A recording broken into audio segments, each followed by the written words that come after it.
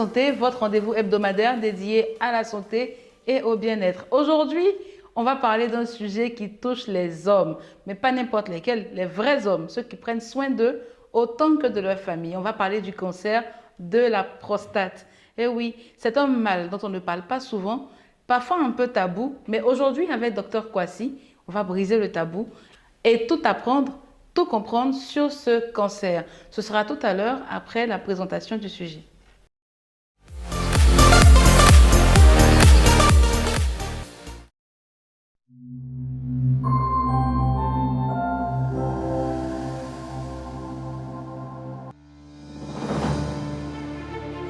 Le cancer de la prostate touche des millions d'hommes dans le monde.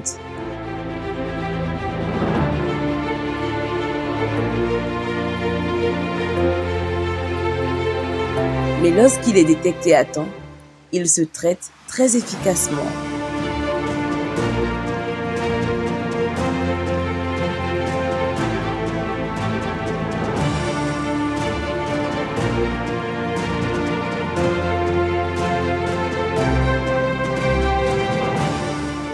Le problème, par gêne, par peur ou par négligence, beaucoup d'hommes évitent le dépistage.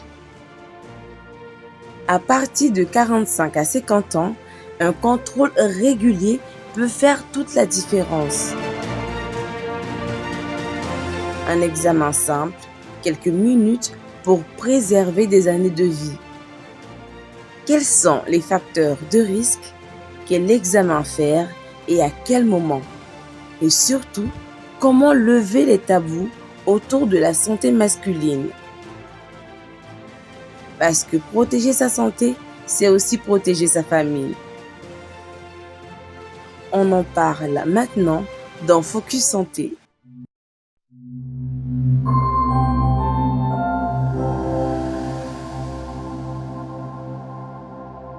Dr Kwasi, c'est toujours un plaisir de vous retrouver. Plaisir partagé. Bienvenue sur le plateau de Focus Santé. Alors, pour essayer de faire un peu plus simple, pour nous qui ne sommes pas trop dans le corps médical, c'est quoi le cancer de la prostate?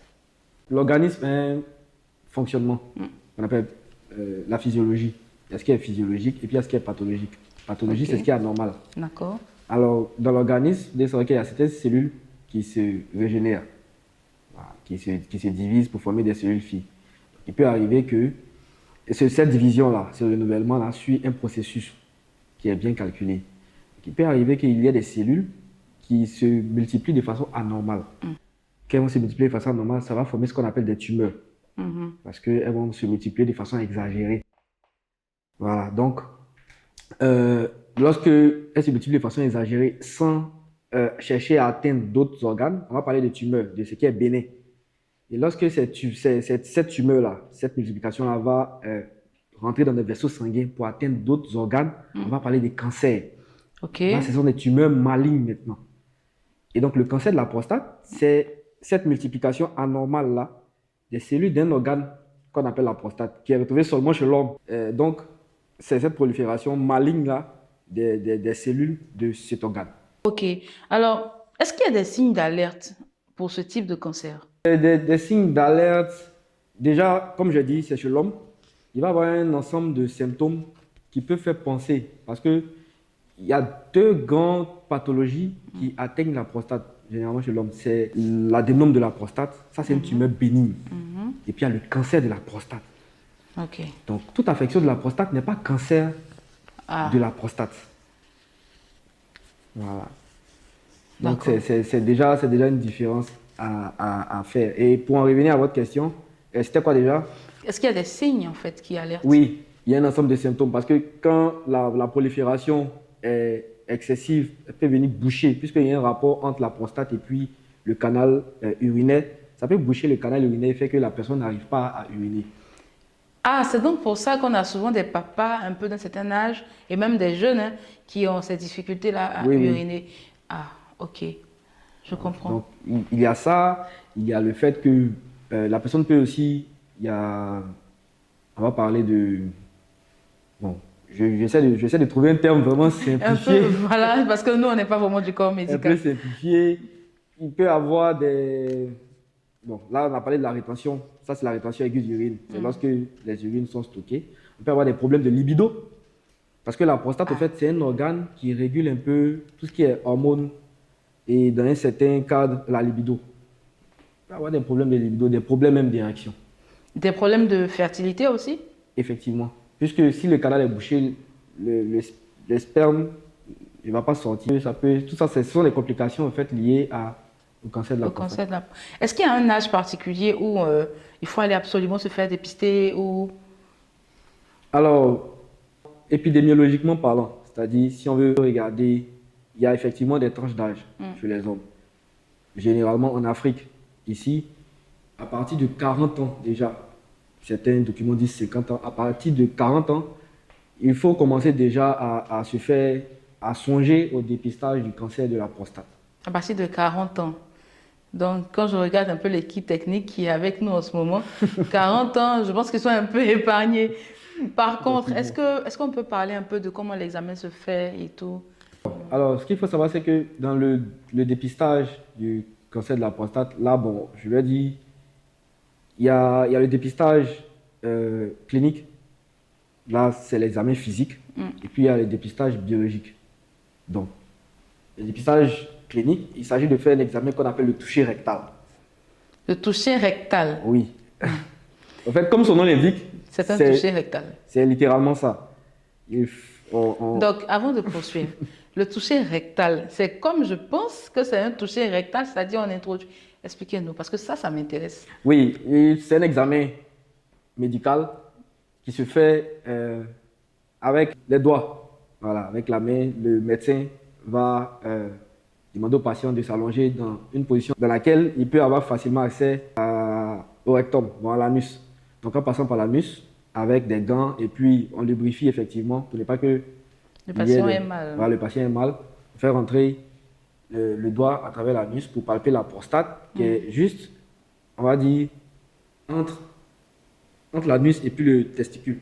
Bon, on va pas, oui, un peu en haut. Donc on fait rentrer le doigt et puis on essaie de palper la prostate et puis d'apprécier ses caractéristiques. Donc ça, c'est le dépistage clinique. Maintenant, à la biologie, on peut doser ce qu'on appelle l'antigène spécifique de la prostate, la PSA, qui permet à certains taux de déterminer si une personne est atteinte ou pas de cancer de prostate. Ah, ok. Donc, c'est lequel des examens est le plus facile à pratiquer? Alors, la facilité est relative.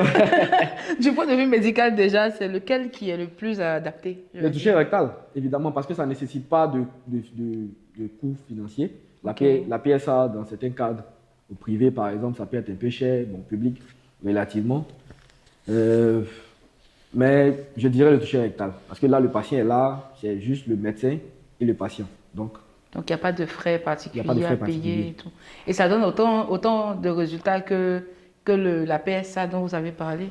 Alors, il y a des caractéristiques vous savez, les tumeurs malignes, les cancers, il y a des caractéristiques bien propres, ce qui fait qu'on peut faire la différence entre un cancer de la prostate et puis un adénome, un tumeur bénigne.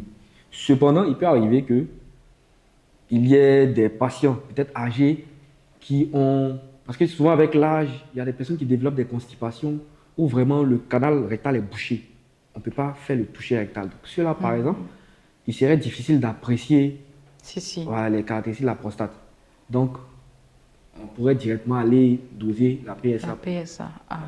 Ok, donc il faut vraiment faire attention avec les facteurs d'âge et tout ça. Effectivement. D'accord. On avait parlé la semaine dernière de dépistage. Est-ce que vous pensez qu'avec un dépistage assez tôt, on peut guérir de cette maladie-là? Bien évidemment. Bien évidemment. Le dépistage tient encore sa place. Comme on l'avait dit, vous l'avez tantôt dit, le dépistage, dans le cas du cancer de la prostate, aide véritablement. Surtout lorsqu'on se rend compte qu'on est face à un patient qui remplit les caractéristiques, c'est-à-dire à une tranche d'âge de sexe masculin, avec la tranche d'âge supérieure à 40 ans, automatiquement, il faut penser dépistage. Dépistage parce que les cancers, on le sait, lorsqu'on est en présence des signes, généralement, on ne va pas dire qu'il est trop tard, mais on est dans une phase où il faut... ça devient un peu compliqué de prendre en charge. D'accord. Alors, j'ai une question, c'est peut-être un peu déplacé ou pas, vous me direz. D'accord. Mais est-ce que vous pensez que une bonne qualité de vie, une bonne hygiène de vie peut éviter le cancer de la prostate? Alors, quand on parle d'hygiène, de qualité de vie, d'hygiène de vie, il y a beaucoup de choses à prendre en compte. Peut-être l'alimentation, le sport, les habitudes quotidiennes et tout. Il n'y a pas véritablement, en ce qui concerne le cancer de la prostate, de, de mode de vie qui prévient le cancer de la prostate. Après, il y a l'alcool qu'il faut éviter, le tabac, ça sont des facteurs communs que tout le monde sait qu'il est important de vraiment gérer. Mais concernant le mode de vie, il n'y a pas véritablement de facteur. Le facteur qui est un peu incriminé ici, c'est lui qu'on a arrivé à révéler, c'est encore le facteur génétique. Encore le facteur génétique. Parce que si un homme a dans sa famille son père ou bien des ascendants qui ont déjà fait du cancer de la prostate, il est susceptible d'en faire. Le problème avec ça aussi, c'est qu'on peut ne même pas savoir, puisque la majorité des hommes, en fait, a peur ou bien a honte, parce que c'est pas vraiment évident d'assumer, d'avoir... Déjà, le cancer, c'est difficile à assumer. En plus, le cancer de la prostate, surtout quand on connaît les contextes africains dans lesquels nous évoluons et tout. Donc, est-ce que c'est facile? Parce que moi, moi, je suis une femme, donc pour moi, il n'y a pas de problème. Mais imaginons, par exemple, qu'un ami du nom de Stéphane, par exemple, il est dans sa famille quelqu'un qui a eu, parce que je ris parce que j'ai mon directeur technique qui s'appelle Stéphane, donc Ok. j'ai pensé à lui directement. D'accord. Mais je veux dire, est-ce que par exemple lui, pas forcément lui, mais est-ce qu'un ami, de façon générale, qui a dans sa famille quelqu'un qui a eu le cancer de la prostate dont il n'est pas informé, peut être épargné alors qu'en fait il n'a pas l'information? La difficulté avec les facteurs génétiques, c'est que ça peut survenir comme ne pas survenir. Voilà. Il y a un risque. La personne peut être épargnée. La personne peut faire toute sa vie sans développer de cancer de la prostate. C'est un peu comme les crises d'asthme en fait finalement. On peut dire ça. Le problème, c'est qu'il n'y a pas de facteur déclenchant. Ah, donc ça c'est compliqué. La seule solution alors c'est le dépistage précoce. Le dépistage précoce, encore une fois. Eh bien, est-ce que vous avez un mot à dire à toutes ces personnes-là qui hésitent encore à partir se faire consulter? Faut pas avoir peur. Faut pas avoir peur. C'est vrai que en termes de qualité de vie, les gens se disent, on va aller voir quelqu'un qu'on ne connaît pas forcément, qui va introduire le doigt dans l'anus, venir palper la prostate. On le sait. Lorsqu'on parle, surtout en Afrique, de reproduction et tout, les gens sont encore un peu coincés. Il faut faire vraiment confiance aux praticiens. Pour comprendre que tout ce que nous faisons est axé sur le bien-être des patients. Donc, le message que j'ai à adresser s'adresse particulièrement aux hommes ce soir. Faites-vous dépister, n'ayez pas peur, parce qu'une prostate en bonne santé, c'est, comme vous l'avez vu au début, une famille qui a son bien-être et tout. Parce que, on ne le dit pas souvent, bon, mais l'homme, c'est quand même le pilier d'une famille. Ok, ouais, il n'y a pas de souci. On va le dire ainsi. Nous sommes en novembre et novembre, c'est vraiment dédié à la lutte à la lutte contre le cancer de la prostate. Donc, c'est vraiment un sujet d'actualité, c'est vraiment un sujet important. Messieurs, allez vous faire consulter. C'est super important, c'est super nécessaire pour la sauvegarde de vos vies. Et puis surtout pour qu'on sache, pour nos futurs enfants, pour savoir est-ce on doit s'inquiéter ou pas. Doc a dit qu'il fallait vraiment tenir compte du facteur génétique. Donc, est-ce que vous avez un dernier mot à ajouter? Je dirais, comme dernier mot, l'examen n'est pas douloureux. Voilà, parce que souvent on entend des gens se plaindre. Parce que c'est pas douloureux du tout. Voilà, c'est un examen qui est facile, qui est rapide, qui est même très rapide. En 1 minute, on a fini. Et il n'y a aucune séquelle. C'est pas parce que quelqu'un va te faire un toucher rectal que tu vas développer après des attitudes et voilà, autres choses. Donc, ça se fait partout. Tout le monde peut le faire. Tous les médecins peuvent le faire. Il n'y a pas de zone en particulier. Et quand vous avez un médecin, vous savez que vous êtes dans l'âge, vous avez plus de 40 ans, vous pouvez immédiatement aller vous faire dépister. Merci beaucoup, Dr Kwasi. Et c'est sur ces mots qu'on va se dire à la semaine prochaine, voilà, pour aborder un autre sujet tout aussi important. N'oubliez pas, le dépistage précoce, ça sauve la vie. À bientôt.